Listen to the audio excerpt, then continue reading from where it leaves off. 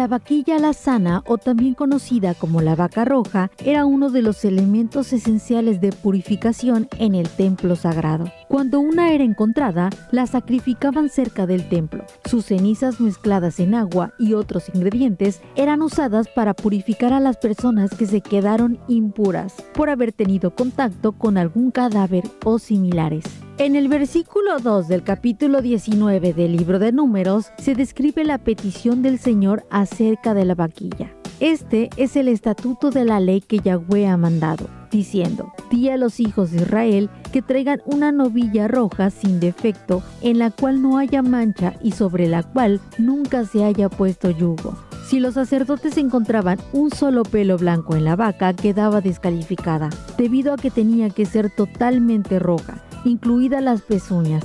Un simple manto o algo encima significaba que no servía. Algunos historiadores hacen referencia a que la vaquilla era el propio Yeshua, debido a lo redactado en el libro de Lucas, capítulo 22, versículos 43 y 44, y se le apareció un ángel del cielo que le fortalecía, y estando en agonía, oraba más intensamente, y en su sudor como grandes gotas de sangre que caían hasta la tierra. Además, otro versículo que revela que la sangre que derramó el Mesías se refiere a la vaca roja es Mateo 27, 27, 28. Entonces, los soldados del gobernador llevaron a Yeshua al pretorio y reunieron alrededor de él a toda la corte, y desnudándole, le echaron encima un manto de escarlata. Esta palabra escarlata hace alusión al color rojo. Las cenizas de la vaca se mezclaban con agua limpia y tenían que estar 3 días en un recipiente para que trajeran nueva vida, días en los que resucitó el Mesías. 3.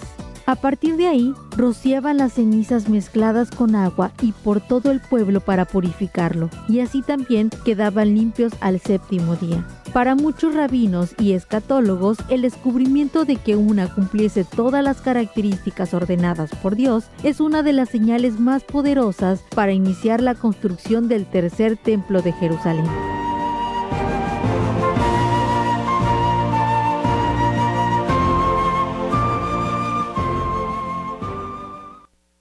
La parashá que tenemos para hoy es una de las parashá más cortos de los 52 que tenemos.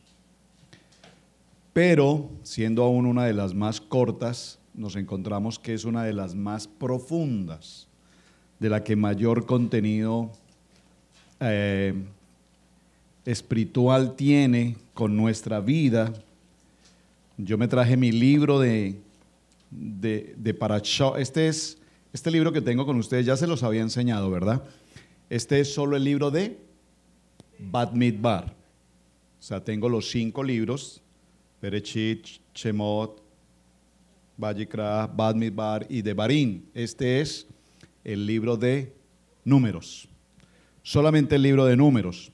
Y lo traje porque tengo algunas anotaciones acá que, aunque ya las mencionamos durante el estudio bíblico de la semana, quisiera retomar por lo menos brevemente, porque como repito, como la parashá es una parashá corta en cuanto a los capítulos, solamente el capítulo 19 y el capítulo 20, pues se ve muy sencillo el tema, pero es muy, muy profundo. Amén.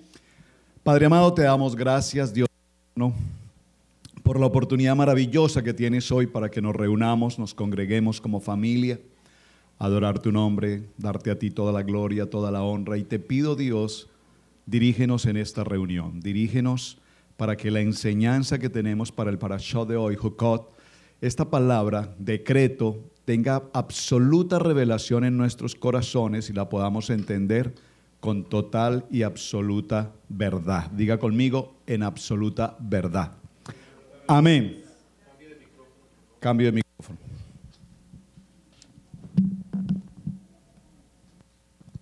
Amén. Así se me escucha mejor la voz. Un saludo para los hermanos que nos acompañan en internet. Gracias a todos los hermanos que están semanalmente acompañándonos en el estudio bíblico. Gracias por las tareas. ¿Alguien aquí puede decir amén? No se sientan mal, no se sientan culpables, tranquilos. Hoy se van a purificar a través de la vaca roja, espero que se purifiquen hoy. Hay importante tener presente algo, hay algo que, diga conmigo, purificación y muerte. Vamos a definir esos dos conceptos hoy. Uno es purificar, voy a poner un ejemplo sencillo. Cuando vamos a la mesa y consumimos los alimentos, después de terminar de consumir el alimento, los utensilios que usamos, ¿cómo quedan? Sucios. ¿Qué hay que hacer con los utensilios sucios? Dígalo conmigo, purificarlos. ¿Me están entendiendo el ejemplo? ¿Es claro el ejemplo? Entonces, observen que no estoy diciendo resucitarlos, que podría ser un sinónimo. Estoy diciendo purificarlos, es decir, lavarlos. Y lo que vamos a entender en el parashot de hoy es precisamente cuán importante es que nos lavemos. Pero solo quiero mencionarlo, lo voy apenas a mencionar, no voy a tener el tiempo de compartirlo porque, repito, ya lo vimos en el transcurso de la semana. Vaya conmigo al libro de Números, libro de Bamidbar. Tome por favor sus Biblias en el libro de Números y acompáñeme al libro de Números no tengo la pantalla. Ya ahorita Camilito arregla eso, ahorita lo hacemos. Acompáñeme al libro de Números, por favor, y acompáñeme al capítulo 20. Capítulo 20 es nuestro tema de entrada hoy, amén. Dice la palabra, léalo conmigo. Llegaron los hijos de Israel. ¿Quiénes son los hijos de Israel? Las 12 tribus. ¿Hasta ahí estamos de acuerdo? Las 12 tribus. Ya ahorita Camilo me coloca la pantalla, hacemos la oración de principio. Llegaron los hijos de Israel, toda la congregación, al desierto de Sin, en el mes primero, y acampó el pueblo en Cades, y allí murió Miriam, y allí fue sepultada.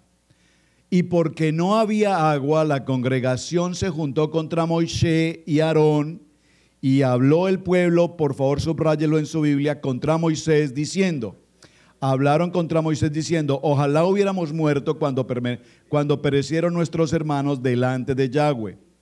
Porque si hiciste venir la congregación de Yahweh a este desierto para que muramos aquí nosotros y nuestras bestias. Y porque no has hecho subir de Egipto, ¿y por qué nos has hecho subir de Egipto? Para traernos a este mal lugar. No es lugar de sementera, de higueras, de viñas, ni de granadas, ni aún de aguas para beber. Y se fueron Moisés y Aarón de delante de la congregación a la puerta del tabernáculo de reunión, y se postraron sobre su rostro, y la gloria de Yahweh apareció sobre ellos. Y habló Yahweh a Moisés diciendo, quiero que lo puntualicen acá en este texto porque esto es solo el resumen de lo que quiero introducir en el tema. Observen, por favor, vayan leyendo conmigo y puntualicemos lo que quiere decir el verso 8. Toma la vara, toma la vara, uno. ¿Qué tiene que hacer Moisés? Número 1, tomar la vara. Número 2, reúne a la congregación tú y Aarón, tu hermano. 2. 3, ¿qué tiene que hacer ahora? Habla a la peña a la vista de ellos y dará su agua. Y le sacarás, número 4, y le sacarás aguas de la peña. Número 5, y darás de beber a la congregación y a sus bestias. Hasta allí, tomen asiento, hermanos. Observen, este parashá es tan extraordinariamente importante porque lo primero que nos menciona, que va a ser el mensaje de hoy, pero quise empezar un poco adelante, en el capítulo 19 nos va a hablar de la importancia de lo que es la vaca roja. Sobre ese tema tenemos que trabajar y profundizar porque es una enseñanza poderosa. Pero me quiero adelantar un poquito al capítulo 20 porque no podemos pasar por alto ni omitir en este parashá tan importante la muerte de Miriam. Miriam, una mujer extraordinaria, diga conmigo, una mujer extraordinaria. Y la verdad, con todo respeto, mis amados hermanos varones, pero particularmente en mi corazón siempre ha estado el honrar el ministerio de la mujer. Eso no es, porque uno escucha las doctrinas, tantas doctrinas que tenemos hoy, que la mujer no puede predicar, que la mujer no puede decir, que la mujer no puede hacer, que la mujer no puede esto, que la mujer no puede, que la mujer no puede. Por favor, díganle a Yeshua que la mujer no puede, cuando lo primero que él hizo fue hablarle a la mujer y decirle a la mujer, mujer, ve y predica, mujer, ve y lleva la palabra, mujer, porque yo tengo la absoluta convicción en mi corazón que si la mujer no cumpliese una labor importante en el ministerio, no hubiese sido precisamente Yeshua quien fue rodeado de mujeres que lo apoyaban, que lo acompañaban, que lo alimentaban, que estaban pendientes de ella, y él tenía un total y absoluto respeto y honra por la mujer.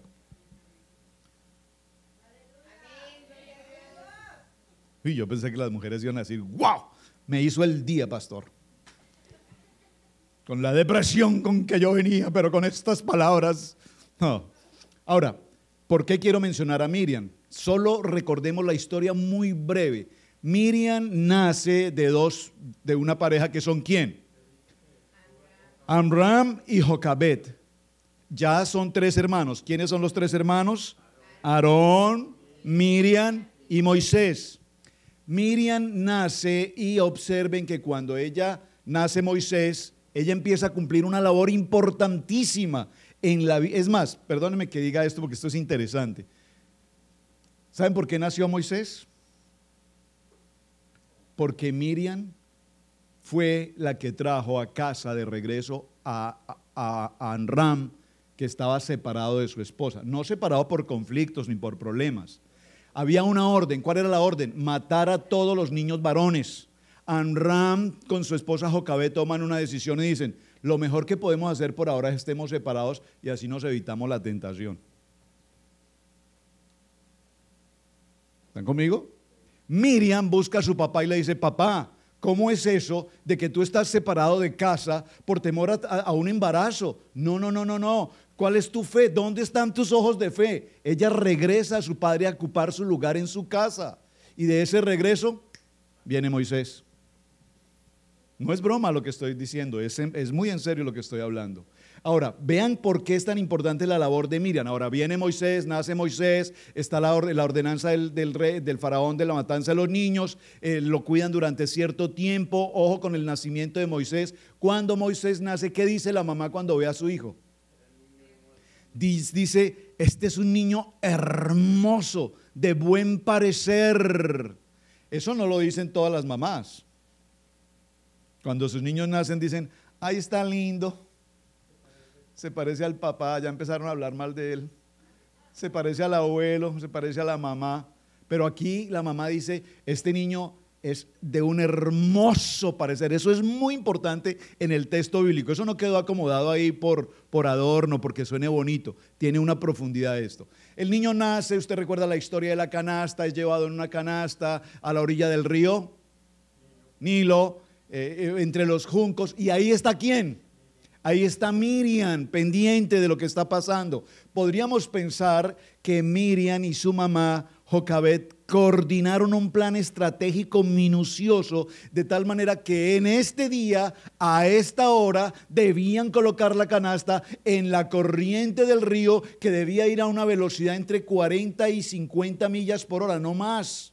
O sea, ellos coordinaron que hasta la corriente del río fuera perfecta. De tal manera que cuando esa corriente transcurre, la canasta llega justo ¿a dónde? Al lugar donde ¿quién?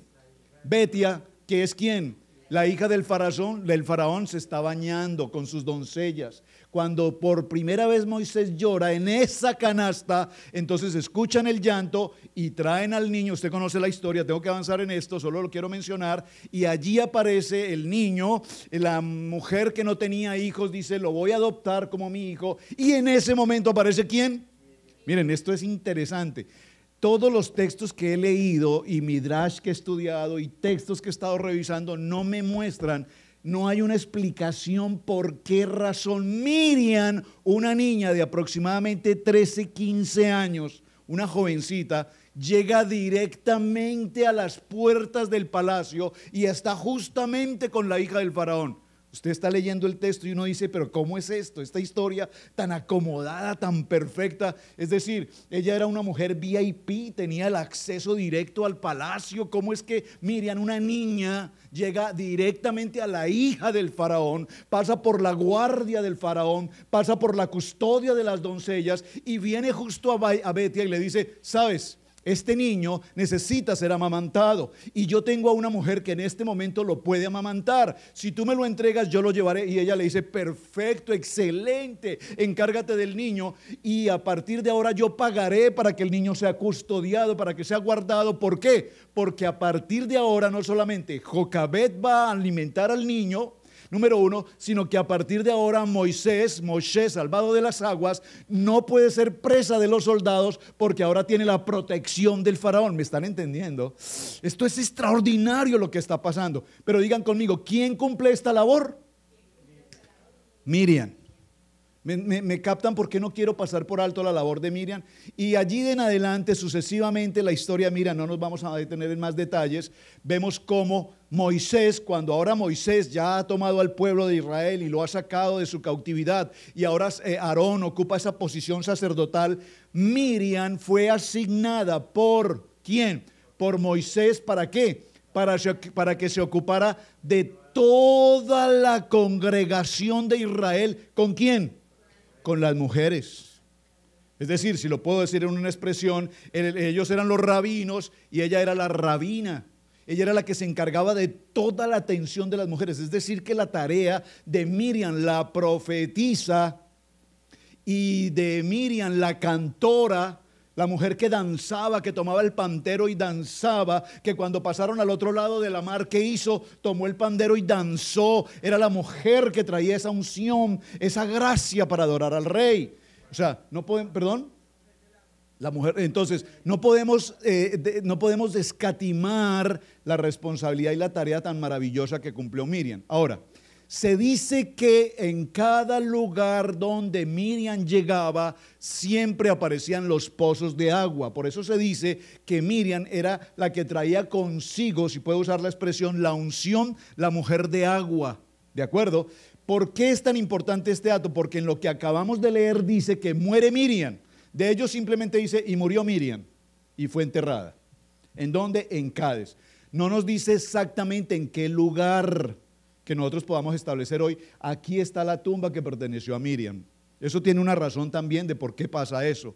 Pero sí sabemos, por ejemplo, dónde fue enterrada Sara, porque sabemos que en la cueva de Macpela Abraham compró ese terreno que hasta el día de hoy está escriturado a nombre de él, según las escrituras de Israel. Escritura número, notaría tercera de Israel, ahí en el circuito de... Entonces sabemos dónde está Abraham, sabemos dónde está Sara, amén.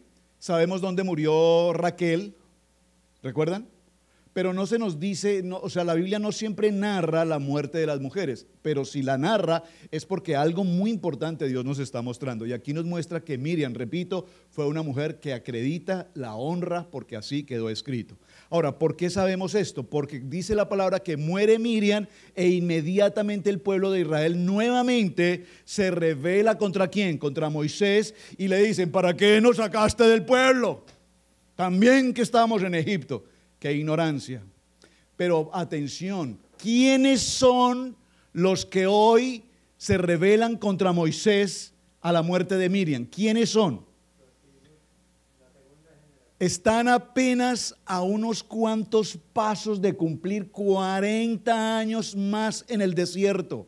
Están en el año 38. ¿Cuántos años fueron los que el Señor dijo que deberían pasar en el desierto hasta que muriera toda la generación? 40. Están en el año 38. Muere Miriam. Y en ese momento viene nuevamente ahora otra rebeldía del pueblo. Es decir, dígalo conmigo, lo mismo que antes. La nueva generación parece ser que no aprende la lección, sino que simplemente nuevamente se rebelan contra Moisés y empiezan a hacerle el mismo reclamo que le hacían. ¿Para qué nos sacaste del pueblo de Egipto, de la cautividad, donde nosotros estábamos bien? Hubiésemos preferido morir en el desierto como murieron todos nuestros hermanos. ¿A quién se refiere todos nuestros hermanos? A toda la generación anterior. Entonces aquí concluimos que ya no hay agua porque ha muerto ¿quién? La portadora de agua, Miriam. Esto es muy importante que lo tenga presente y repito, solo quería básicamente mencionar eso. Entonces, ahora viene la segunda escena del tema que no quiero pasar por alto y solo lo vamos a mencionar. Verso número 8. Observen que aquí Moisés y Aarón frente al pueblo, ellos tienen una reacción muy extraña. Si usted lee con detenimiento el texto, va a notar que aquí algo hay extraño parece que no nos encaja muy bien. Dice la palabra que inmediatamente Moisés y Aarón se fueron Moisés y Aarón de delante de la congregación. Es decir, cuando el pueblo entró en ese conflicto, Moisés y Aarón, lo que nunca había pasado, ellos dijeron, wow, otra vez el mismo problema con esta gente. Después de 40 años seguimos igual. No quiero saber más de esta gente. Y se van. Dice, se fueron, los dejaron allí. Cuando se fueron, ellos vienen al tabernáculo y dice la palabra que estando a la puerta del tabernáculo, dice que ellos se postraron en sus rostros, empezaron a gemir, Dios, ¿qué pasa con este pueblo? Esta gente dura de servir, pero ¿qué es lo que pasa con esta gente que no cambia su manera de pensar, que no cambian su manera de vivir, que siguen pensando con esa mentalidad de ladrilleros? Diga por favor conmigo, cualquier parecido con la realidad es simple casualidad. ¿Cuántos años en la vida de la iglesia y seguimos pensando lo mismo que hace 30 años? Aquí está ese mismo ejemplo, ¿de acuerdo? Ellos se postran en una actitud de frustración frente a este pueblo. Todo lo que Dios les ha bendecido poderosamente, pero sin embargo siguen en esa actitud contraria, en un pensamiento totalmente inicuo. Ahora bien, aquí se sucede algo, no lo voy a explicar, creo que lo expliqué mejor en el estudio bíblico, no lo voy a hacer ahora, pero lo interesante es que dice, y apareció sobre ellos la gloria de Yahweh. Antes, cuando ellos venían al tabernáculo, la presencia del Padre estaba allí. Ahora ellos están a la puerta del tabernáculo y dice que ahora la gloria del Padre apareció. Esto es muy importante. Es decir, como que el Señor ahora se les presenta y les dice, oiga muchachos, ¿qué es lo que pasa? ¿Cuál es su ánimo?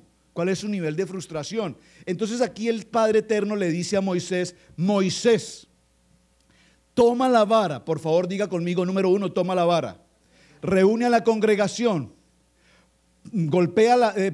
háblale a la peña, dará agua, sacarás las aguas y las darás de beber a la congregación. Esos son los puntos básicos que Dios le ordena a Moisés que debe hacer. Ahora, veamos qué hizo Moisés al respecto.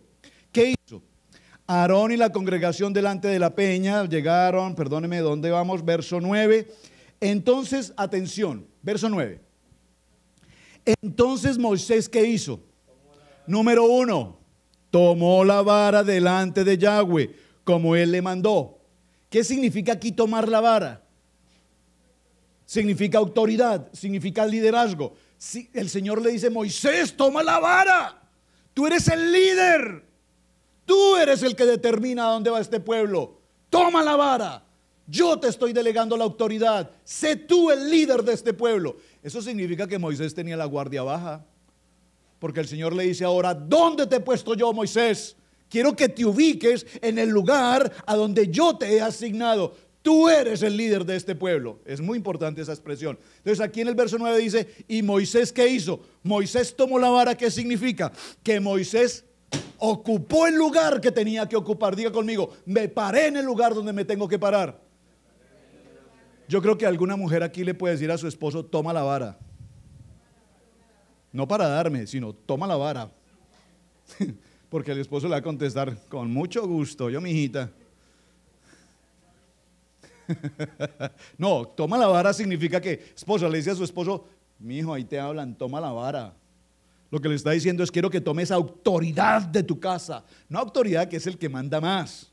No, estoy hablando de machismo, estoy hablando de liderazgo, estoy hablando de hombres de oración, estoy hablando de hombres de palabra, estoy hablando de hombres que cuando vienen al servicio por lo menos se colocan sus tzitzits. ¡Sí! Alguien hizo el quite por acá y el otro por allá. Qué vergüenza que reciban los tzitzits y se presenten a la casa del Señor hoy sin los tzitzits. Ahorita se los entrego hermano Alfredo y ahorita se los entrego hermano Luis. ¿Ustedes qué pensaron? ¿Que eso era una decoración para ponerle al carro o qué? Señor, bendíceme, Señor, ábreme puertas, Señor, sana mi familia, bendice mi hogar, cuida a mis hijos. ¿Usted se atreve a pedirle a Dios que lo bendiga en la desobediencia en la que usted camina? Perdónenme que se los diga, pero como creyentes, poco. Yo la verdad pensé que cuando les había puesto los tzitzis, usted había entrado en obediencia. Perdóneme que los exhorte, pero es que se los tengo que decir. Ahora, no se sienta obligado, por favor. Ay, pastor, ahora pues no la va a dedicar con eso. No, es que es la obediencia tuya con el Padre, no es la obediencia tuya conmigo.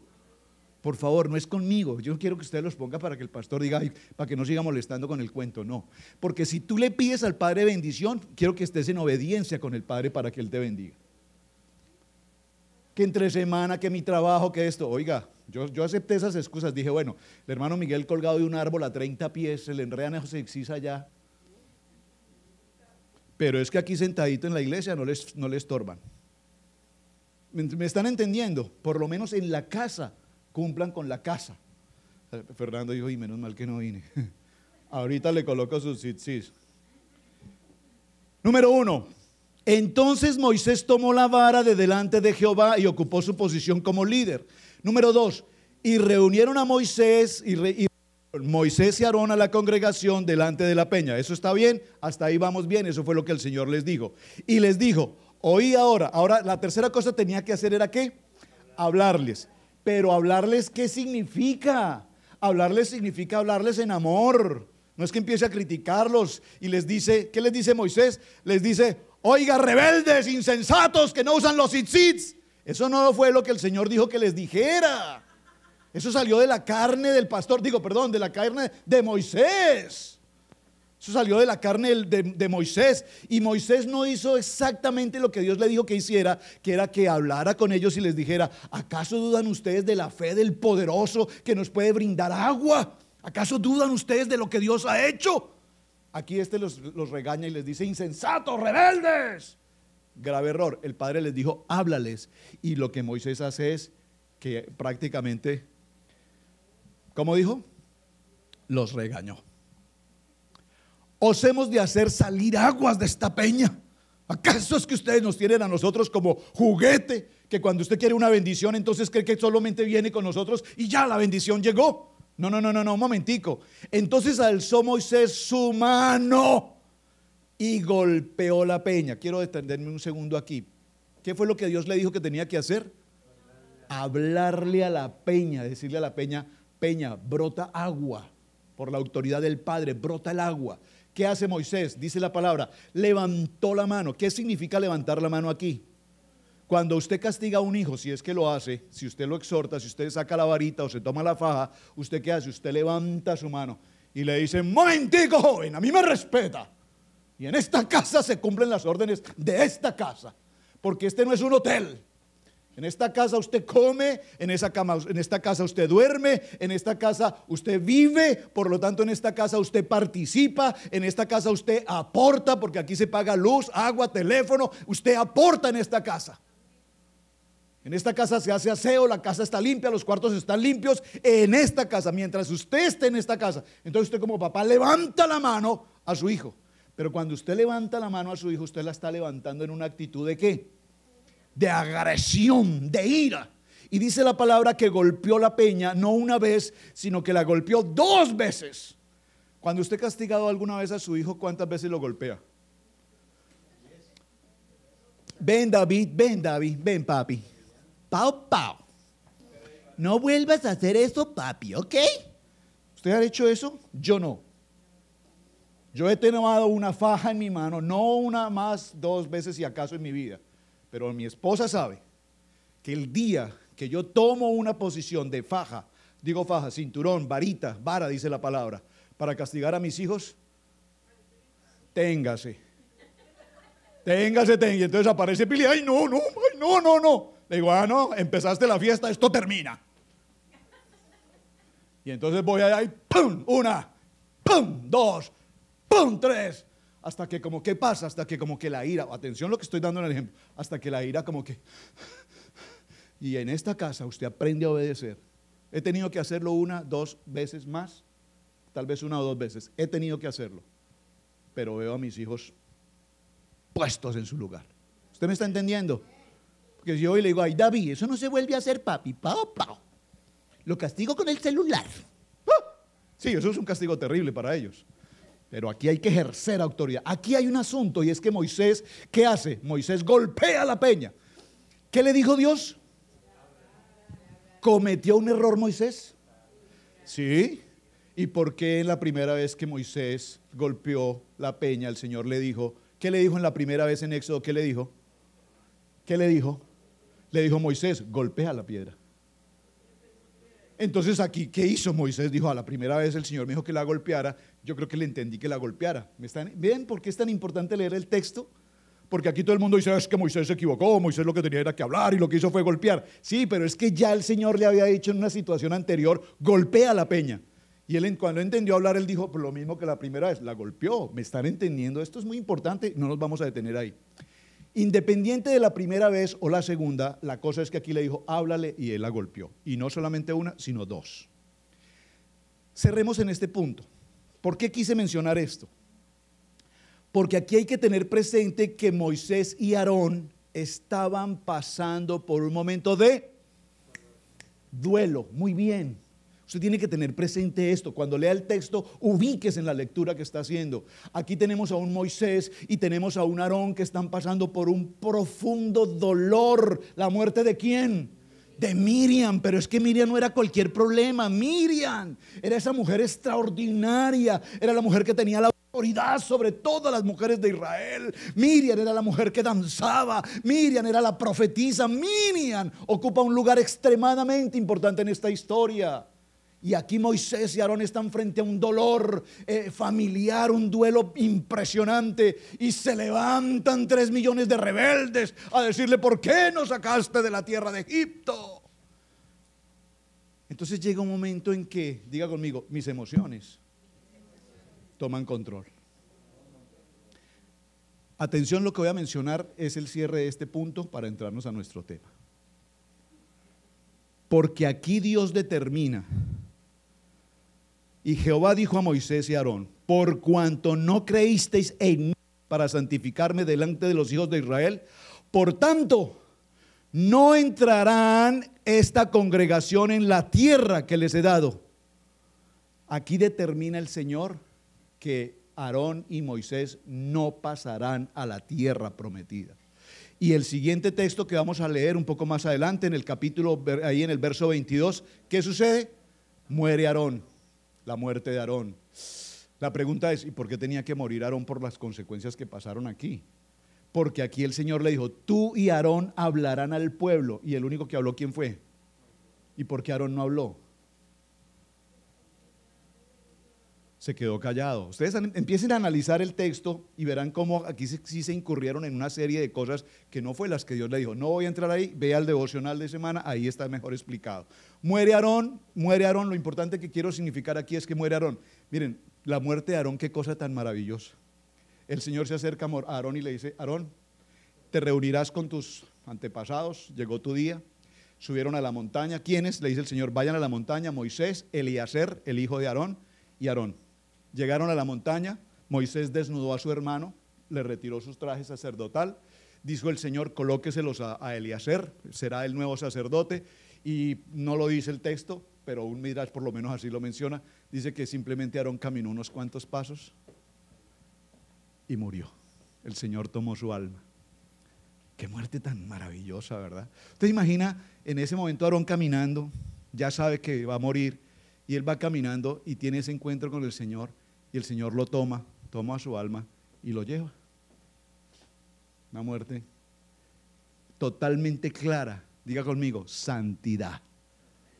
¿Me están entendiendo?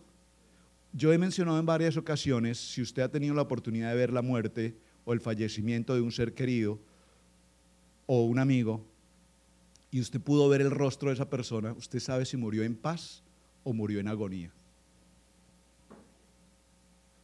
¿Verdad?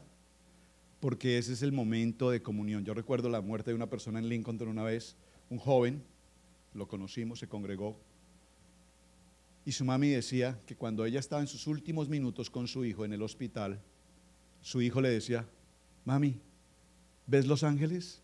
¿Sí los ves? Míralos, ahí están, al lado tuyo, mami, hay uno. Mira, mami, ahí está el otro. Son altos, son inmensos, son bellos. Me están llamando, mami. Me tengo que ir con ellos, mami.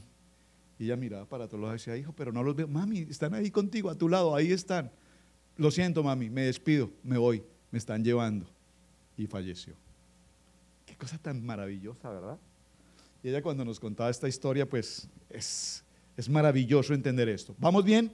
No voy a entrar al capítulo, fíjense que el parachá, hermano Miguel, para lo que hablamos esta mañana, no podemos avanzar. Esto ya lo enseñé durante la semana, solo quiero tratar de recordarlo un poquito porque sé que muchos no han podido ver el video. Vayan a los videos, véanlos por favor. El siguiente capítulo es la serpiente de bronce, que eso es algo maravilloso. Durante 40 años el pueblo de Israel caminó por el desierto y nunca jamás alguien murió por mordedura de una serpiente. ¿Usted puede explicarme eso? Si hay algo que hay en el desierto, ¿ustedes alguna vez han ido al desierto? Claro, todos hemos estado en desiertos horribles. ¿Cuántas veces pasamos por desiertos horribles?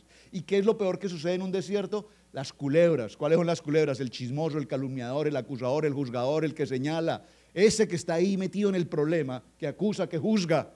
Ese es el desierto. Diga conmigo, las culebras. Qué culebrero, ¿verdad? Y dice la palabra que al pueblo de Israel nunca una serpiente los había tocado. Pero aquí en este verso, en este capítulo, dice que ahora se rebelaron contra Moisés y por primera vez en la Biblia aparece que se rebelaron contra Dios. Grave este asunto. Se rebelaron ahora no solamente contra Moisés y Aarón. Ya murió Aarón, dijeron ahora pues ¿contra quién? Pues contra Moisés y contra Yahweh directamente. ¿Y Dios qué les envía? Serpientes serafines. ¿Sabe usted eso? Serpientes serafines. O serpientes, ¿cuál era la otra palabra que había allí? Sí, pero hay otra palabra. Serpientes ardientes. Oiga, ¿usted puede creer serpientes voladoras? El pueblo de Israel caminaba por el desierto y las serpientes volaban.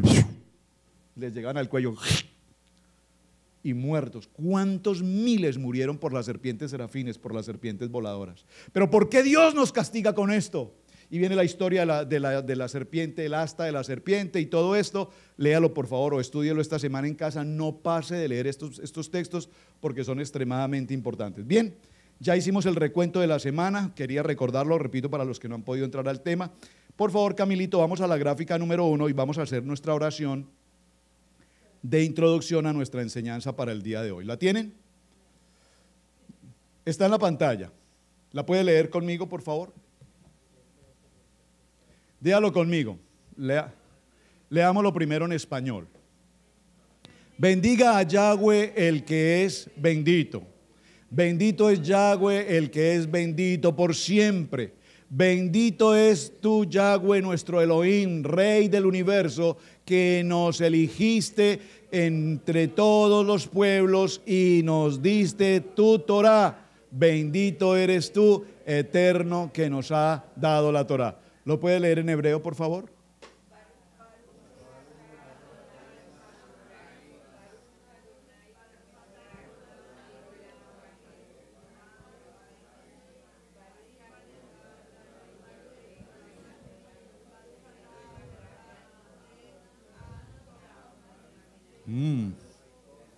Excelente. Excelente, me gustó la pronunciación, la entonación, la vocalización. Estamos muy bien en hebreo, de verdad, no es broma, lo estamos haciendo mucho mejor cada día, lo estamos haciendo. Ojalá el siguiente paso es aprendernos la oración ya de memoria, no tener que usar la gráfica, sino que lo podamos repetir, obviamente entendiendo lo que estamos haciendo. Amén. Entonces, vamos a una conclusión primera. Si encontramos un cadáver, atención, un cadáver de un animal, puede ser un perro, un cerdo, o una persona o un animal como una vaca también, ¿cuál de esos animales será el animal más contaminante de todos? Absolutamente todos, ¿de acuerdo? El ser más contaminado, putrefacto, maloliente y espantoso de todos es el ser humano. ¿Usted se ha preguntado por qué? ¿Usted alguna vez ha respirado, perdóneme que haga este ejercicio tan feo, perdóneme de verdad, y menos en el púlpito, pero usted alguna vez ha respirado el aroma de un cuerpo putrefacto, de un cadáver? Pues ustedes saben en mi experiencia, 3 años trabajando en cuerpos, en medicina forense, levantando cuerpos, exhumando cadáveres, haciendo necropsias. Usted sabe lo que significó para mí hasta ahora. Cuando estudio este tema, el Señor me dice, o habla el Señor a mi corazón, y yo digo, cuánta ignorancia, Dios mío, cuánta ignorancia. Cuando yo tenía que llegar a ese sitio, encontrar esos cuerpos decapitados, quemados, abaleados, de tantas maneras, y tener que tomarlos con mis manos y subirlos a un vehículo y llevarlos a una morgue y mirar las necropsias y establecer las causas de la muerte. Y al contrario, yo sentía esa cosa tan maluca, no sé qué palabra usar, tomándoles fotografías. Y yo recuerdo una ocasión que decapitaron a una persona y todo el mundo, ustedes han visto cuando hay un muerto, todo el mundo llega y todo el mundo, ay, la novela, el chisme, todo el mundo está ahí pendiente. Y yo recuerdo hacer una escena tan horrible, Dios, perdóname por esto, tomé la cabeza del hombre que habían decapitado, tomé su cabeza, lo agarré de su cabello, y para que la gente nos dejara trabajar, saqué con la calle y dije, bueno, a ver, todo el mundo, fuera de aquí, todo el mundo. Y la gente corría espantada, pero corrían 6 metros y se regresaban otra vez. ¿Qué pensamiento del ser humano el ver un cuerpo? ¿Me están entendiendo? ¿Por qué estoy mencionando esto? Porque mire, hermano, usted encuentra un animal muerto, a usted no se le da nada. Usted viene por el highway y ve un venado en carretera, ay, el venado, murió el venado. Algunos dicen, uy, si estuviera fresquito para esa carnecita. Sí, porque hay gente que lo recoge, ¿se sabe eso? Hay gente que lo recoge y dice, no, pues la cabeza, me interesa la cabeza para disecarla, o me interesa la carne porque a lo mejor todavía la carne está buena. Es un cadáver, pero ve, usted todavía sienten que lo recoge. Pero si usted va por la carretera y encuentra el cadáver de un ser humano, usted no dice, uy, lo voy a recoger para un almuercito hoy. Pero si fuera caníbal diría, uy, qué plato tan exquisito. Dice la palabra que por cuanto el hombre, cuando recibió vida, ¿qué recibió el hombre? ¿Qué recibió? El Rúa. ¿Y qué más tenemos nosotros los hombres, diferente al animal? Sí, el espíritu, el Rúa. ¿Qué más tenemos? Sí, alma, sí, emociones, sentimientos. Más que eso. Deme la palabra correcta. Pastora Pili, autorizada. La cogí fuera de sitio. Libre albedrío, muy bien. Por cuanto tenemos, sí, espíritu, alma, cuerpo, imagen. Pero algo muy importante, tenemos el libre albedrío. ¿Por qué quise llegar allí? Porque cuando el hombre que tiene libre albedrío toma sus determinaciones, a mí me parece esto, a mí esto no me parece. Cuando usted tiene ese libre albedrío, eso es lo que hace que el cuerpo humano sea más putrefacto que cualquier otro animal fallecido. ¿Por qué? Porque cuando tenemos libre albedrío, nuestro cuerpo ha sido tan contaminado, tomando decisiones equivocadas, que hacen que cuando el cuerpo sea un cadáver, sea tan putrefacto su olor, que se los puedo decir, hermanos, por testimonio. Usted no alcanza a imaginar lo que es el olor del cuerpo humano descompuesto. Es algo extremadamente terrible. ¿Por qué estoy mencionando esto? Porque hoy la palabra nos dice, en la porción que tenemos de Jucat, nos dice, dígalo conmigo, purificación. La acción más delicada de una persona es acercarse, tocar o participar de un lugar donde haya un cadáver. ¿Sabía usted esto, hermanos? En las sinagogas no ingresan cadáveres. Pero nosotros, bueno, no ha sido nuestro caso y espero que no lo sea. Pero en las congregaciones nuestras cristianas, comillas, o católicas, comillas, ¿qué hacen? Cuando una persona muere, ¿qué hacen? Llevan el cuerpo a la iglesia. Eso es grave. A la luz de la palabra, es una total y absoluta impurificación, es una total y absoluta. No, la palabra. No, perdónenme, impurificación. Todo eso que ustedes han dicho. Contaminación. Y nosotros no lo entendemos. Un día una persona me dijo, murió un familiar de esa persona, no se congrega aquí. Me dijo, pastor, ¿será que podemos llevar el cuerpo de mi hermana a su iglesia para hacer la celebración? Le dije, hermana, no, perdónenme, nuestra congregación no. No, hay salas de velación, a donde se pueden llevar los cuerpos, a las salas de velación. Hace unos pocos días que estuvimos en un funeral, ustedes saben de quién me refiero, fuimos a ese funeral y ¿qué vemos? El funeral con la tapa descubierta para que todo el mundo vea el cuerpo. Y muchos, los más cercanos o los más amigos o los más hipócritas, se acercan y lloran y lo besan y lo tocan y ¡ay, tan linda gente, y te fuiste y no me pagaste la deuda, luego hablamos. Pero todo eso es contaminación. Diga conmigo, impurificación.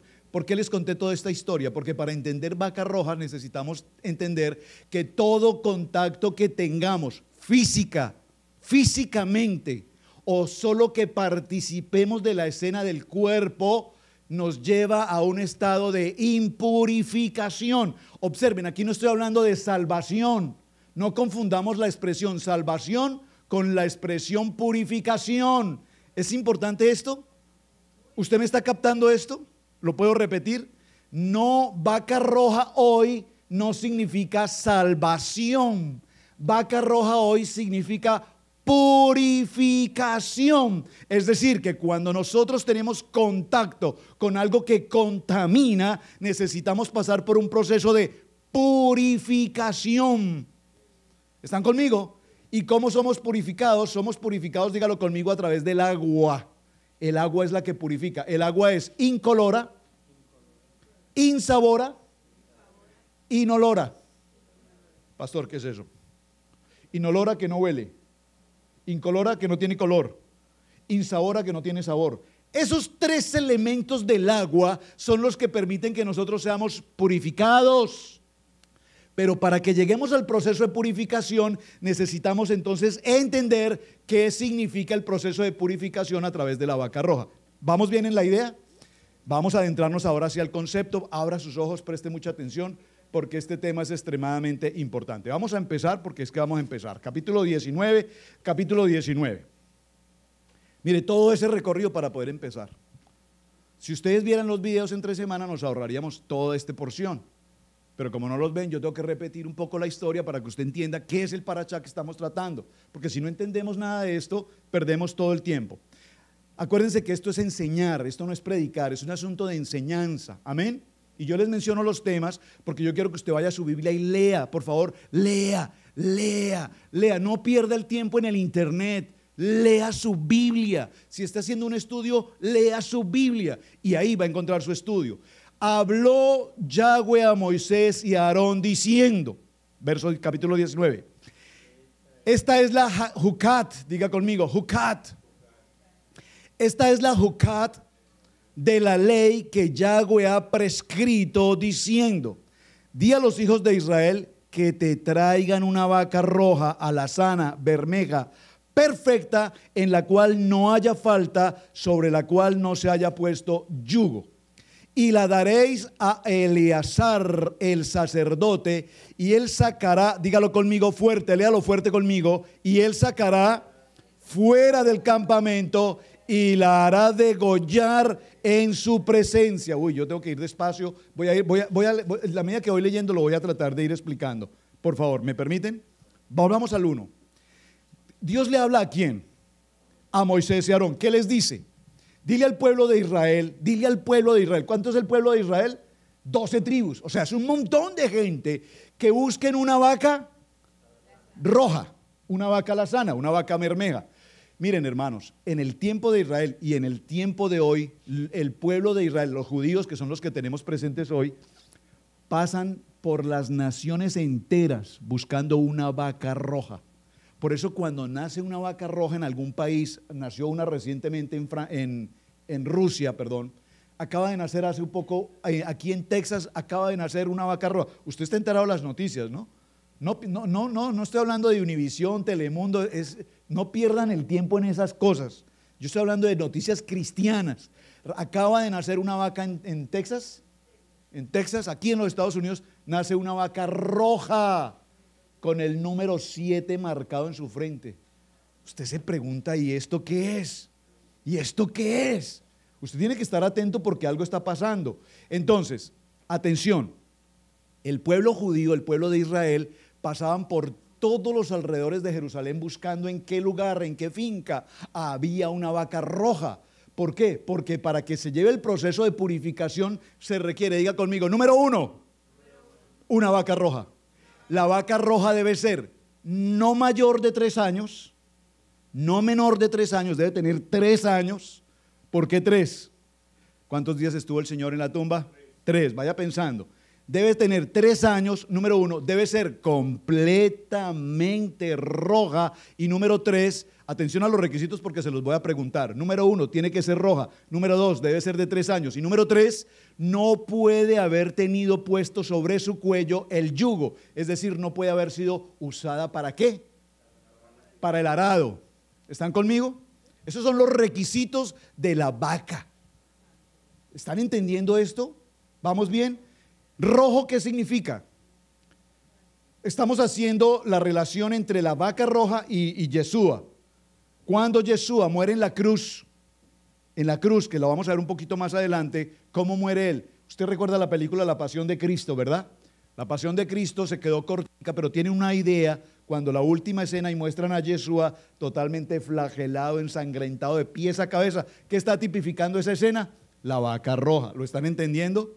¿Lo están entendiendo? Fíjense qué importante eso, la vaca roja. Muy bien. Entonces, cuando él cae, antes de entrar al lugar donde va a ser sacrificado, al monte de los olivos, ya voy a explicar eso en detalle, es muy importante, en el Gólgota, en el monte de los olivos, es muy importante, ¿por qué? Porque en el monte de los olivos fue el lugar donde precisamente se debía sacrificar la vaca roja. Observen, permítame ir despacio para poderlo ir entendiendo. Dice aquí, esta es la ordenanza, diga conmigo, es un jucat, es un decreto. Por favor, tome nota de lo que le voy a decir porque no está en su pantalla. Hay 3 tipos de preceptos o 3 tipos de ordenanzas en los textos de la Torah, y es importante que usted lo tenga presente porque usted tiene que saber cuándo una ordenanza es A, B o C. La primera ordenanza, escríbalo por favor, Edot. Edot. Edot, ¿qué significa? Ordenanzas de testimonio. Una ordenanza de testimonio. Un ejemplo de una ordenanza de testimonio, el Shabbat. Es un modelo de ordenanzas. El Levítico 23 es un modelo en el cual nosotros nos congregamos en el Shabbat para recibir la bendición del Shabbat. Amén, en el día de reposo. Esa es un Edot. ¿Están conmigo? Número 2, Mishpatín. Mishpatín. La expresión Mishpatín significa, dígalo conmigo, 613 ordenanzas. 613 ordenanzas son los Mishpatín. Esa expresión que nosotros tenemos aquí como Mishpatín significa que tienen un sentido común. Présteme mucha atención, por favor, que quiero que esto les quede claro en su corazón.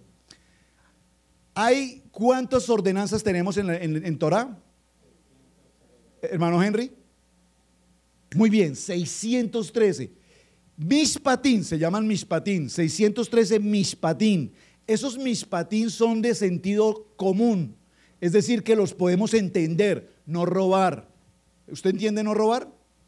No mentir. ¿Usted entiende no mentir? ¿Usted entiende lavarse las manos? Esos son Mishpatín, esas son ordenanzas de sentido común.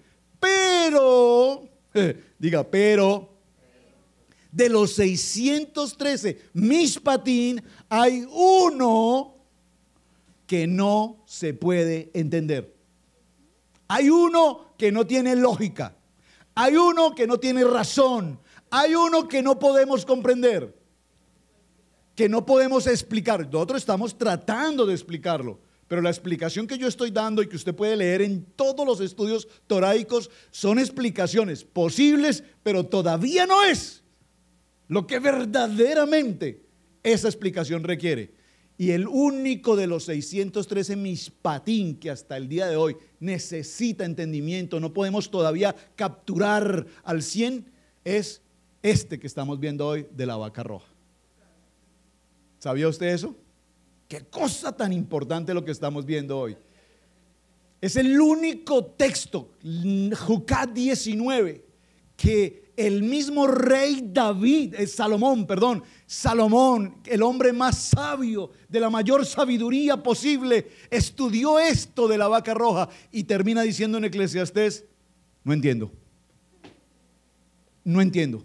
Porque yo sé que algunos de ustedes ahorita van a leer el texto completo y van a decir, pero ¿qué es lo que el pastor dice que yo no entiendo? Yo lo entiendo perfectamente. Gloria a Dios. O sea, usted tiene sabiduría más alta que Salomón. Gloria a Dios. el hombre más sabio sobre la faz de la tierra, escribió y dijo: no puedo entender el misterio de la vaca roja. Para nosotros está claro, la vaca roja representa a Yeshua, representa la muerte, la crucifixión, la sangre, lavados, purificados. Pero más allá de eso que estamos entendiendo, hay una revelación de la palabra que aún no ha sido puesta sobre nosotros. Usted sabe, para empezar, ¿usted sabe cómo nace una vaca roja? Definitivamente, solo porque Dios lo permite. Eso es a lo que quiero llegar. O sea, aquí no se trata de que los científicos crucen hens o tomen vacas de aquí, vacas de allá, una blanca y una pelirroja y las mezclen y formen una vaca. No, aquí no estamos hablando de eso. Solo para entender cómo es que nace una vaca roja, solo Dios sabe. Porque aquí en Números 19 le dice: dile al pueblo de Israel que vayan y busquen una vaca roja.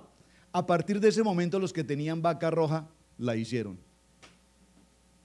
Porque esas vacas rojas, que son únicas, exclusivas, mínimas, tenían que ir a buscarlas. Si la encontraban, el precio de la vaca roja era un precio que no se podía prácticamente medir. Es decir, el templo, el sacerdocio debía comprar la vaca roja. No la podía comprar un sacerdote, no la podían comprar un grupo de ancianos, tenía que comprarla.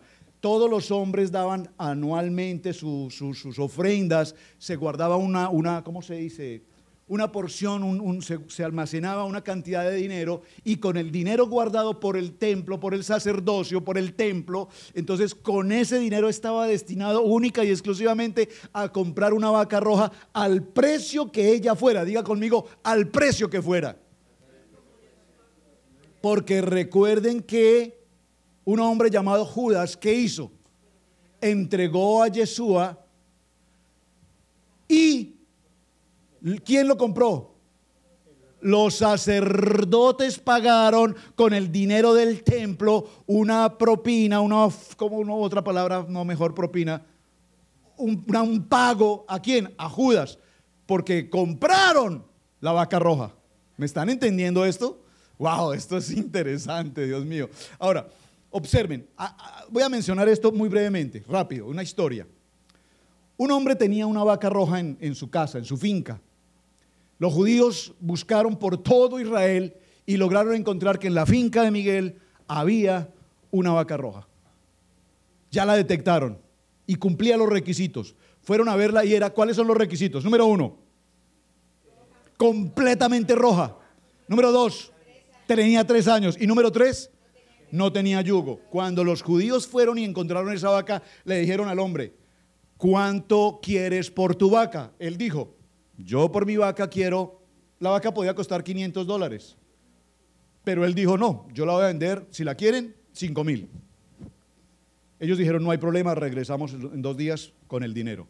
A los 2 días regresaron y el hombre dijo: no, cambié de opinión, no vale 5,000, ahora vale 10,000, si les interesa vale 10,000. ¿Qué dijeron los sacerdotes? No hay problema, permítanos ir por el dinero, y regresamos con los 10,000. Cuando regresaron por los 10,000, ¿qué dijo el amigo? No, me arrepentí y he pensado que no quiero 15,000, ahora quiero 15,000. Y así sucesivamente. Los amigos le decían: no, esos judíos pagan lo que sean, porque es con el pueblo del templo que la van a comprar, pieles, lo que sea. Así es que regresaron, dijo: ¿sabe qué? Mire, definitivamente si quieren la vaca y vamos a hacer un negocio, se las va a vender $50,000.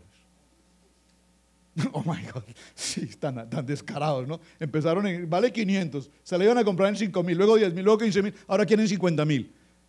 Cualquier parecido con la realidad, ¿no? Al cabo de los días, cuando regresaron con el dinero, con los 50,000, el hombre la noche anterior dijo: no, pero estos judíos no se me van a llevar la vaquita sin que yo la ponga a trabajar.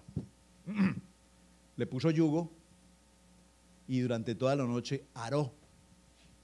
Al día siguiente en la mañana la tenía bañadita, arregladita y presentada. Cuando llegaron los judíos con los 50,000, aquí está su vaca. Ellos vieron la vaca, ¿cómo la vieron?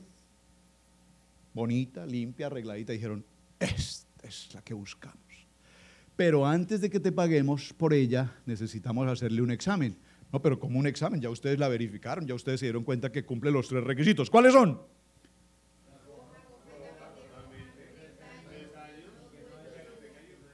Hasta ahí vamos bien. Entonces vamos a revisarla. Y él dijo: no hay problema, revísenla. Cuando la fueron a revisar, ellos examinan la vaca y al momento regresan y le dicen: sí, le revisaron la vaca al frente de ella, sí. Regresaron y ¿qué les dicen los judíos? los sacerdotes al hombre, I'm sorry, ya no podemos comprar la res. La vaca ha sido puesta en el yugo. Y el hombre dice, ¿cómo así? ¿Ustedes cómo saben? Es muy fácil. Le vamos a enseñar. Si usted revisa el cuello de la vaca, observe aquí arriba, tiene 2 pelitos. Cuando se le coloca el yugo sobre el cuello, esos 2 pelos quedan abajo, no se levantan. Véalos, están abajo. De ahí viene la expresión, por un pelo. ¿Y ustedes por qué se ríen? Es verdad. Ustedes que dice la gente, me salvé por un pelito. ¿Usted ha oído eso? Pues aquí el hombre no pudo vender la vaca por 2 pelitos.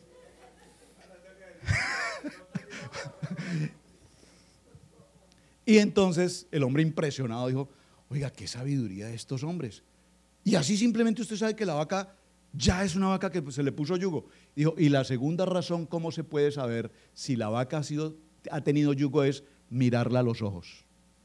¿Cómo así? Dijo, vea, si usted mira a una vaca a los ojos, ¿qué hace la vaca que no ha tenido yugo? ¿Qué hace? Te mira fijo, no te pierde la mirada. La vaca que no tiene yugo te mira de frente. Pero la vaca que ha sido puesta yugo, inmediatamente ¿qué hace? ¿Por qué? Porque ella piensa que le van a volver a colocar yugo y ella empieza a mirar desorbitada para todo lado porque ella no quiere volver a sentir el rigor de ese yugo. Y entonces le revisamos los 2 pelitos abajo y los 2 ojos moviendo de para todos lados. Lo siento, usted le puso yugo a la vaca, ya no la compramos. Y perdió los 50,000. ¿Usted me está entendiendo? Aprenda la moraleja de esta historia, porque esto tiene una moraleja y yo no se la voy a enseñar. Dice un dicho por ahí, un refrán popular del mundo dice, más vale pájaro en mano que 100 volando. El que la cogió, la cogió. ¿Vamos bien? Siguiente. Vamos entonces aquí. Una vaca perfecta. Y la daréis al sacerdote Eleazar. Observen, se la debe entregar al sacerdote y el sacerdote, ¿qué debe hacer con la vaca? Llevarla fuera del campamento. Observen que aquí hay algo muy importante. Siempre los sacrificios se hacían ¿dónde? En el campamento, dentro del campamento. Aquí es la primera vez que Dios le dice al pueblo de Israel que la vaca será llevada fuera del campamento y que afuera del campamento, observen, no dice que Eleazar la debe degollar. Por favor, esto usted tiene que subrayarlo. Mire, si de toda la enseñanza no les digo sino esto más, porque me tengo que ir, no me pregunten por qué. Pero si esto les queda claro hasta aquí, esto es tremendo. Observen, el hermano Alfredo dice yo también.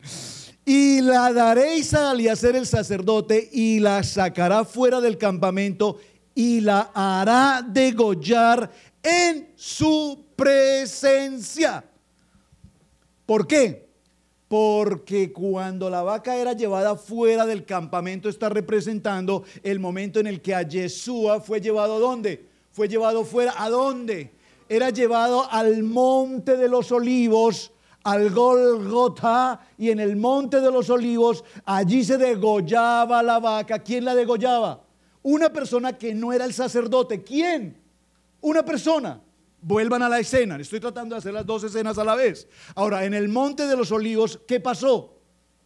Llevaron a Yeshua, lo colocaron en una cruz, ¿y qué hizo finalmente un hombre, un soldado romano? ¿Qué hizo? Atravesó con su lanza su costado, ¿y qué brotó? Sangre, y brotó agua.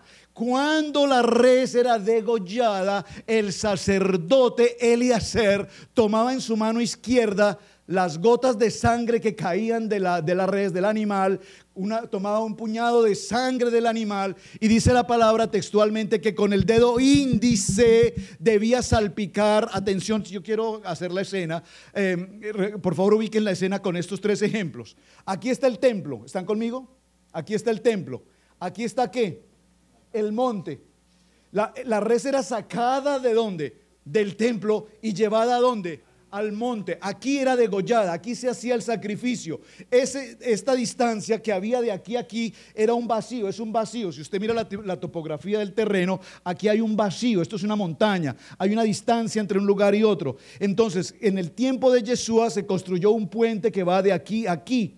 ¿Este puente para qué se construyó? Pues sí, pues para pasar de un lado a otro, sí, porque en la parte de abajo estaba el cementerio de Israel, o está hasta la fecha de hoy el cementerio de Israel. Era el cementerio de los ricos además. ¿Y por qué es importante ese dato? Porque en ese cementerio donde estaban las gentes pudientes, las rocas donde eran sepultados esos hombres eran pintadas completamente de blanco. ¿Usted les suena esa palabra a algo? Cuando Yeshua dijo sepulcros blanqueados. ¿A qué se refería Yeshua? Al cementerio que pasaban sobre el puente y veían ese cementerio, sepulcros blanqueados. ¿Qué decía? Lindos por fuera, podridos por dentro. ¿Usted me está entendiendo? Entonces, para que no hubiese contacto con algo que tuviese muerte, porque la vaca roja, ¿qué representa? Purificación. Entonces, cualquier contacto con cadáveres significa que estamos impurificados. El sacerdote pasaba sobre ese puente, llegaba hasta este sitio, se hacía el sacrificio de la res, tomaba la sangre y desde ese lugar salpicaba 7 veces con el índice de la mano derecha, salpicaba hacia el templo 7 veces, la sangre se rociaba y se purificaba. ¿Está conmigo? ¿Qué representa ese número 7? Número 7 de plenitud, ¿qué representa, hermana Pili? Los 7 días de la creación. ¿Qué más representa ese número 7? Los 7 milenios. ¿Qué más representa el número 7? Estamos en el milenio 6, lo que significa que estamos a punto de entrar al milenio 7. Esto es extremadamente importante e interesante. Observen, era sacada, porque a Yeshua lo sacaron también y lo llevaron hasta ese lugar. ¿Están conmigo? ¿Vamos bien hasta ahí? Sigamos leyendo. Eliezer el sacerdote tomará la sangre con su dedo, rociará hacia la parte delantera del tabernáculo de reunión con la sangre de ella 7 veces y hará quemar la vaca ante sus ojos. Atención, hará quemar la vaca ante sus ojos de cuero y su carne y su sangre con su estiércol hará quemar. Luego tomará el sacerdote madera de cedro. ¿Qué representa aquí la madera? ¿Están conmigo? La cruz, que representa el hisopo. Cuando a Yeshua le pusieron ¿qué? Le pusieron una esponja ¿con qué? Con hisopo, vinagre. ¿Vamos bien? 7 veces me perdí. Y luego tomará el sacerdote madera de cedro e hisopo y escarlata. ¿Qué es escarlata? El manto rojo, y lo echará en medio del fuego en que arda la vaca. El sacerdote lavará luego sus vestidos, lavará también su cuerpo con agua y después entrará en el campamento y será inmundo el sacerdote hasta la noche. Observen, porque aquí hay algo extremadamente importante en este texto. Es de lo más grandioso que podemos tener en la enseñanza de hoy. Número 1, la vaca era completamente incinerada. Ya lo vimos anteriormente en otro parachá. ¿Qué significa que se deba incinerar completamente? Recuérdenlo. Dijo la pastora Pili, no sé qué le voy a dar al que me dé la respuesta, que estamos en deuda ahí pendiente con eso. No sé qué le voy a dar al que me dé esta respuesta, pero ¿por qué la vaca era completamente incinerada? ¿Quién lo dijo? Hermana, gracias. Vea, viendo los videos. Es que ella sí los ve. Sí, no, yo sé. Cuando yo se lo envío me dice, pastor, hace rato lo vi. Le digo, ay, qué pena, hermana, discúlpeme. Yo enviándole el video, dice, apenas salí, yo lo tengo ya listo. Ok, muy bien, entrega total. ¿Por qué la vaca era incinerada completamente? Porque cuando nosotros hacemos ofrenda, hacemos entrega total. Entrega total es incondicional. Entrega total es que yo me coloco sin porque yo estoy en una entrega total contigo, Padre, en obediencia. Entrega total. Aquí esta res era incinerada hasta con el estiércol, dice la palabra, totalmente. Voy a hacer una pregunta para estos hombres que tengo aquí, que sé que son hombres trabajadores, gente que ha hecho campo, que ha estado con reses. Aquí se mató una res hace unos días, la degollaron, ¿cómo se llama? La despellejaron, bueno, hicieron de todo. Gloria a Dios. Comimos, tenemos carne. Bueno, ¿de qué color es la ceniza de la res quemada?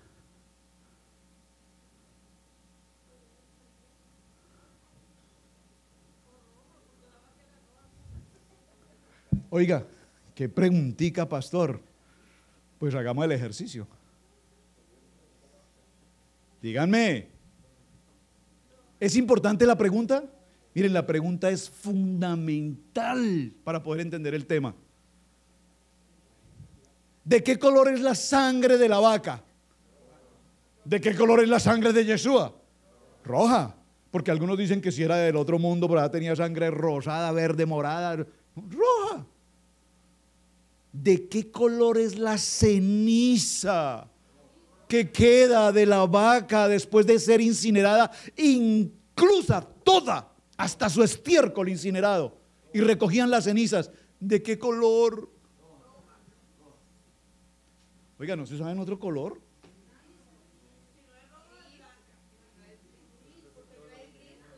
Hermana Lupita, ¿qué dijiste? Más fuerte. ¿Por qué? Pues sí, porque no es azul, ni roja, ni morada, ni blanco. ¿Por qué, hermana Lupita? ¿Por qué? Amén. Porque el blanco significa ¿qué? Pureza. Porque el blanco, ¿qué tipifica? Dígalo conmigo, Emet. ¿Y qué es Emet? Ah, ya estamos entendiendo. Ahora, ¿por qué hice intención en los colores? Miren, ¿se dan cuenta que es que leer la Biblia no es leer la Biblia? Que todo el mundo dice, no, es que la Biblia me la he leído como 30 veces, hermano. Es que ya estoy cansado de leerme la Biblia.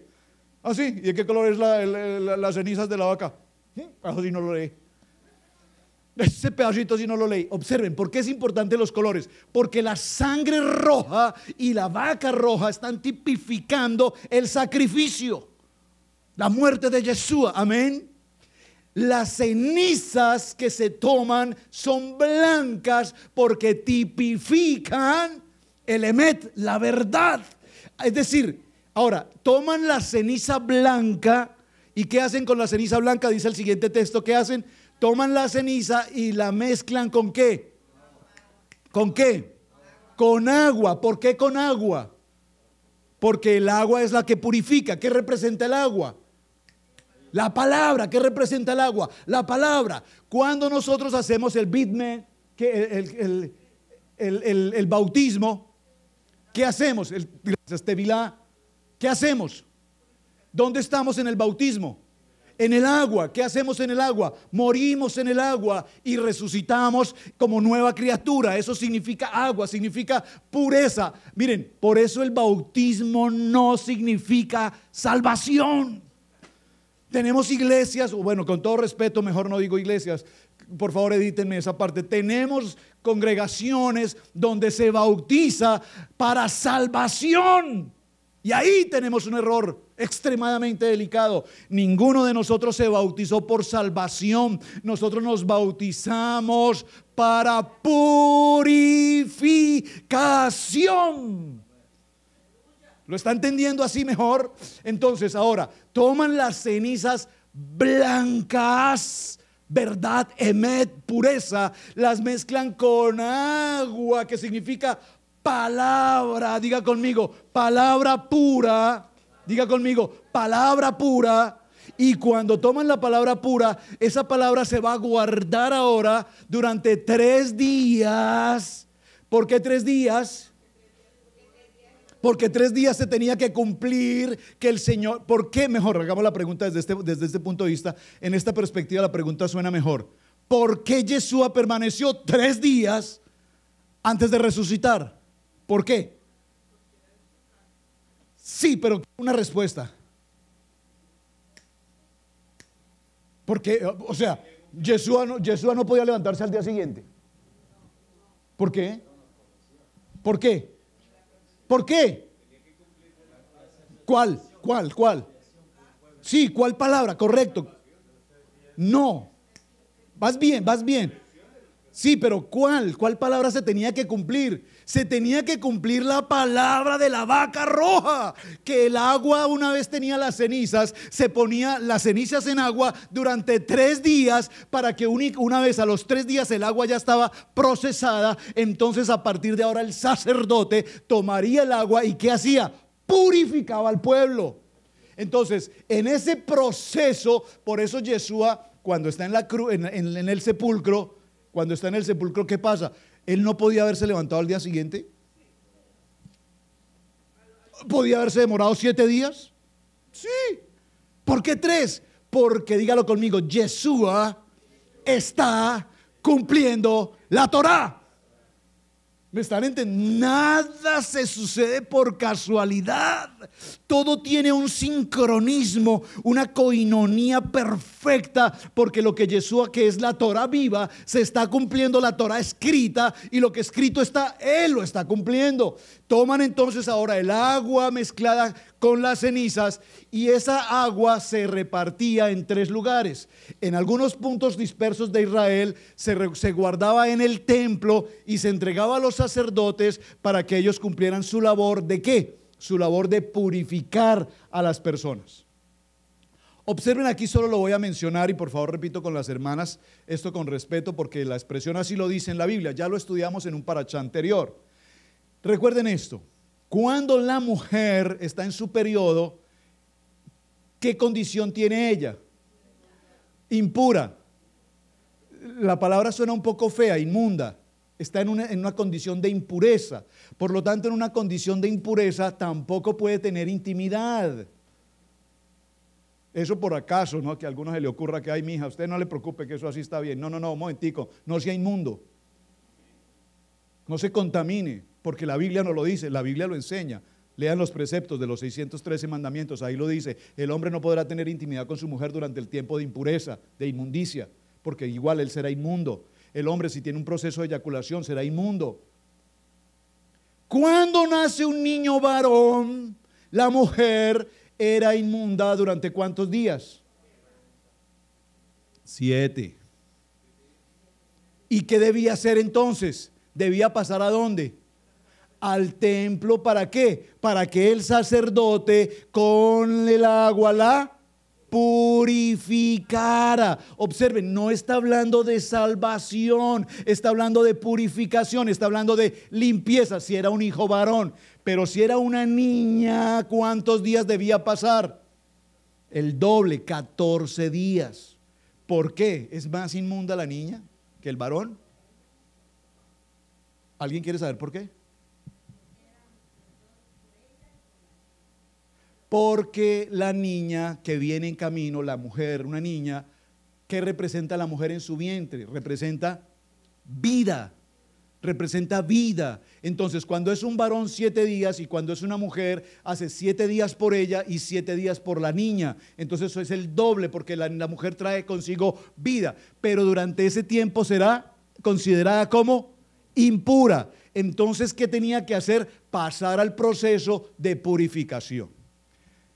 Hermanos, este tema, creo que no avancé ni una gráfica de lo que tenemos en pantalla, ¿verdad? Creo que ni siquiera avanzamos una gráfica. ¿Algo? Muy interesante. ¿Cuántas vacas hasta el día de hoy han sido degolladas para efectos de purificación? Hasta hoy. Hay una controversia entre los rabinos, no voy a entrar en ella, solo lo voy a mencionar. Algunos dicen 7. ¿Por qué 7? Porque falta una res o falta una vaca. ¿Cuándo se debe cumplir esa vaca? Dice la Biblia que cuando nazca esta vaca roja en este milenio, entonces será la señal ¿de qué? ¿Será la señal de qué? Cuando nazca la vaca roja, han nacido varias, pero no se ha podido probar el 100% de pureza roja. ¿Ok? Estén muy atentos porque Israel cada rato, nació una vaca en tal parte, nació una vaca en tal parte, y ellos van, investigan, la inspeccionan, porque ¿qué hicieron con Yeshua? Lo inspeccionaron, lo probaron en la doctrina, en el estudio, lo probaron, lo inspeccionaron, lo encontraron perfecto. ¿Por qué razón? Bueno, cerremos el tema de las 9 vacas. 7 vacas, porque la octava vaca, ¿qué significa número 8? ¿Qué significa número 8?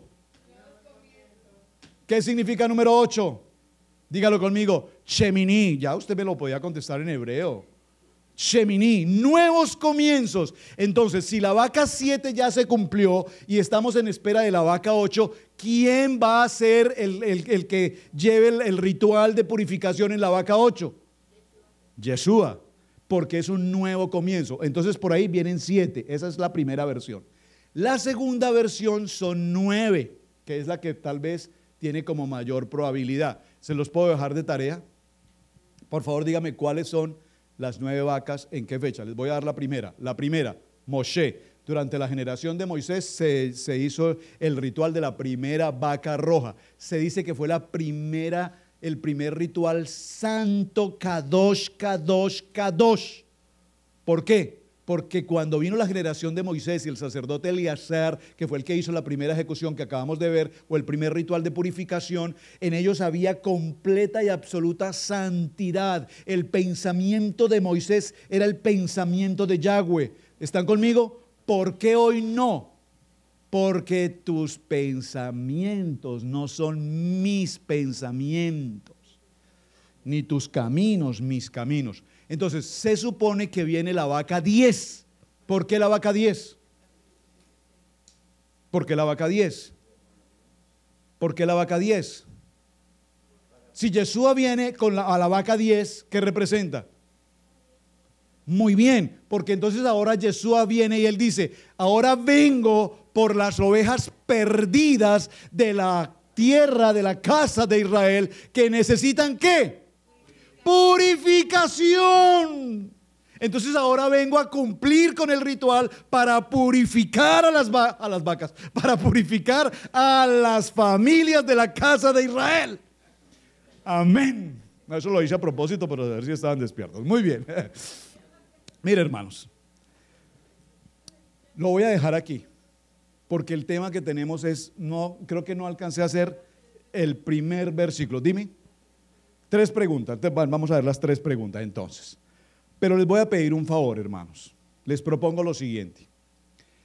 Vienen hoy, esta semana y la siguiente semana tenemos 3 parashá que son lo máximo, de lo máximo, de lo máximo. El primer parashá, el que tenemos ahora, hoy mismo, este parashá, ¿cómo se llama? Jucat. Este parashá Jucat significa, dígalo conmigo, sanidad. ¿Qué tipo de sanidad? Sanidad física.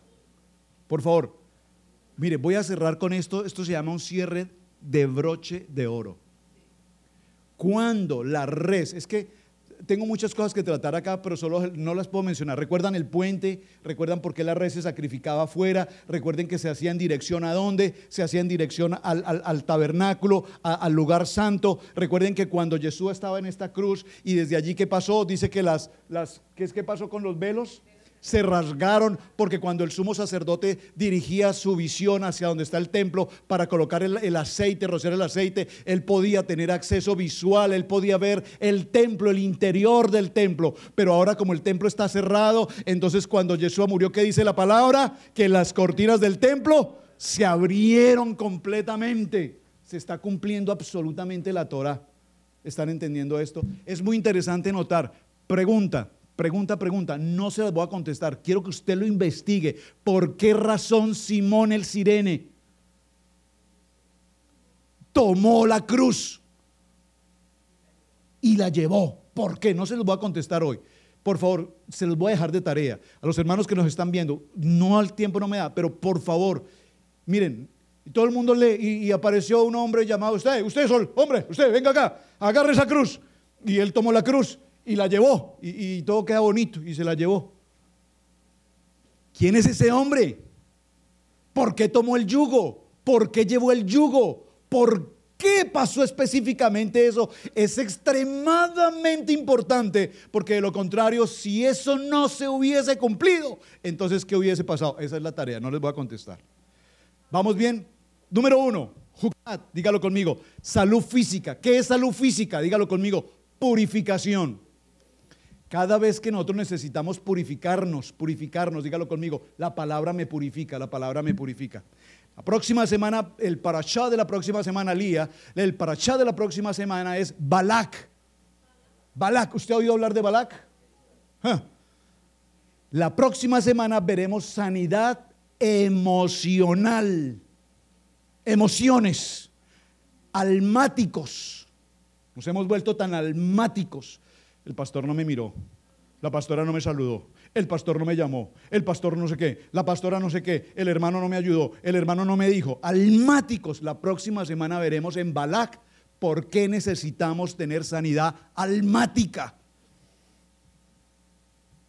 Y luego cerramos con una parachá que la compartí hace un año y que me parece hermosa parachá, y la voy a volver a compartir porque es un fuego de Dios esta palabra, que se llama Pinjas.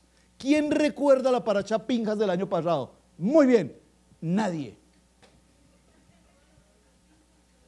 Sí, yo me acuerdo de Pinjas y alguien se acercó y me dijo: pastor, qué mensaje el de hoy. Pero no me acuerdo nada, pero qué mensaje. Entonces, vamos, repítalo conmigo. Jukot.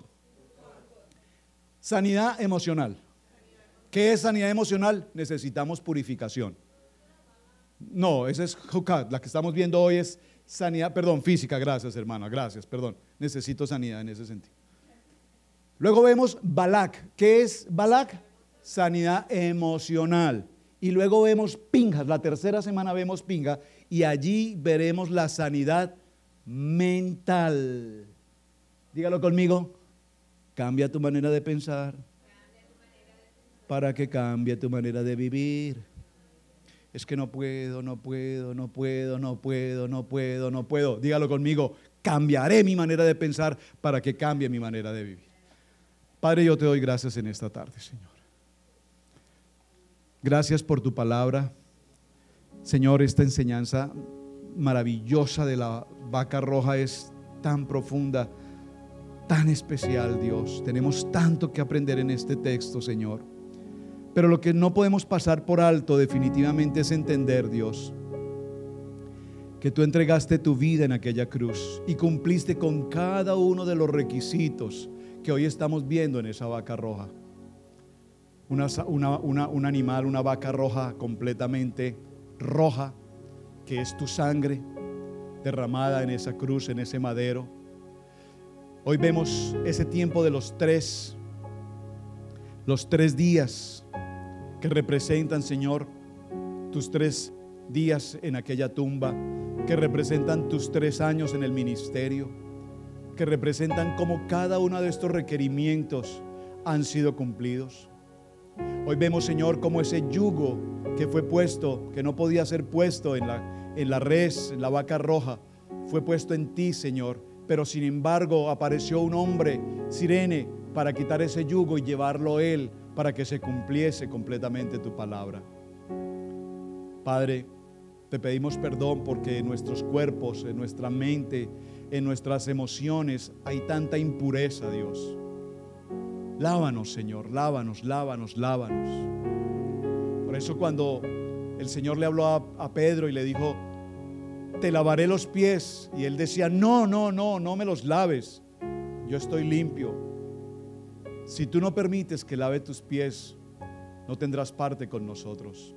No me laves los pies, dijo entonces, lávame todo el cuerpo. Y él le decía: no es necesario, solamente necesito lavar tus pies, porque están contaminados con el caminar diario. Estamos en el mundo contaminados con tanta contaminación del mundo. A diario tenemos contaminación visual, auditiva, el medio, hasta el aire que respiramos está contaminado, Señor. Por eso hoy todos necesitamos purificación. Lávame, Señor, lávame, purifícame, Señor. Amado Padre, te damos gracias porque a través de esta palabra hoy entendemos que tú fuiste a esa cruz y con tu sangre pagaste un precio por cada uno de nosotros. vemos que a través de ese proceso de cruz se cumplieron todos los requisitos maravillosos que dejaste escrito en este parashá.